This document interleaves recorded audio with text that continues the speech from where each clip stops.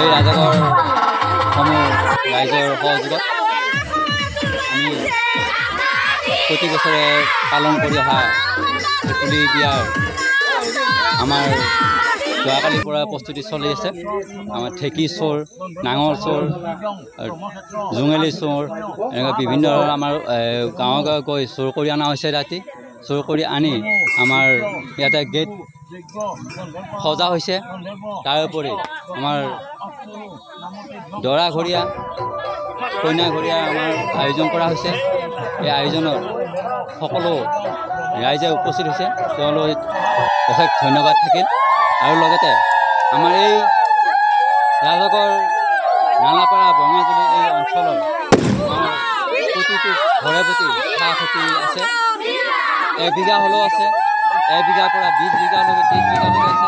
চিন্তা হৈছে আমাৰ চাহ খেতি বৰষুণ নোহোৱাৰ বাবে চাহ বাগান চাহপাত তুলিব পৰা নাই। চাহপাত আহিছে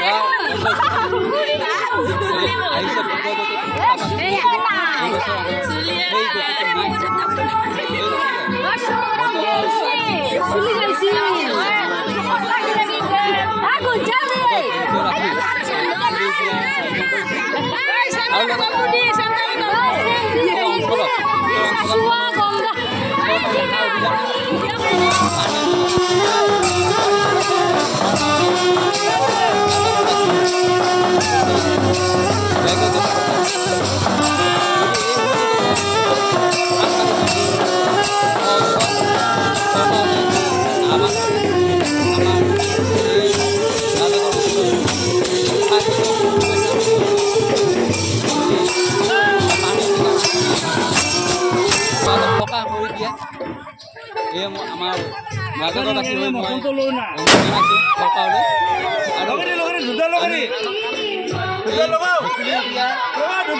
এই বছৰ পালন কৰি আহিছোঁ। সকলো ৰাইজৰ গান সহযোগ কৰি আহিছে ৰাইজে। সেইকাৰণে এই বছৰো আমি প্ৰকৃতিৰ ওপৰত নিৰ্ভৰ কৰিছোঁ। আয়োজন কৰিছোঁ। লগতে আয়োজন কৰা হৈছে আয়তী উৰুলি আৰু দৰা ঘৰীয়াৰ পৰা কইনা আনিবলৈ যোৱাৰ ক্ষেত্ৰত আমাৰ বিভিন্ন আয়তীৰ বিয়ানাম আদি বেংক পাতিৰ সহযোগত আমি ভেকুলী বিয়াখন আজি আয়োজন কৰিছোঁ। সেয়ে ৰাইজলৈ আৰু প্ৰকৃতিৰ ওপৰত নিৰ্ভৰ কৰি প্ৰতি বছৰে আমি এনে ভেকুলীৰ বিয়া বেন পাতি তথা আৰু আয়তীসকলৰ বিয়ানাম গীত মাতেৰে হোমযজ্ঞ আদি কৰি তাৰোপৰি আমি চাহ খেতিয়ক কৃষক আমাৰ অতিকৈ পানীৰ প্ৰয়োজন।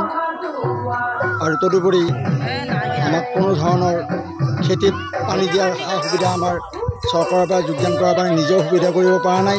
সেয়েহে ঈশ্বৰৰ ওচৰত প্ৰাৰ্থনা কৰি আমি এই ভেকুলী বিয়াখন আয়োজন কৰিছোঁ। উলহ মালহেৰে এই আয়তীসকল, এই আমাৰ বেণ্ড পাৰ্টি এইদৰে প্ৰতি বছৰে আমি আয়োজন কৰি আহিছোঁ। এইবেলিও নতুনকৈ আমি ভেকুলী বিয়াখন আৰম্ভ কৰিছোঁ। সেয়ে সমূহ ৰাইজক আমি অনুৰোধ জনাইছোঁ যে আশীৰ্বাদো কৰিছোঁ যে আমাৰ এই ঠাইটোত অলপ বৰষুণৰ প্ৰয়োজন। যদি ঈশ্বৰে আমাক মংগল কৰে তেতিয়া অলপ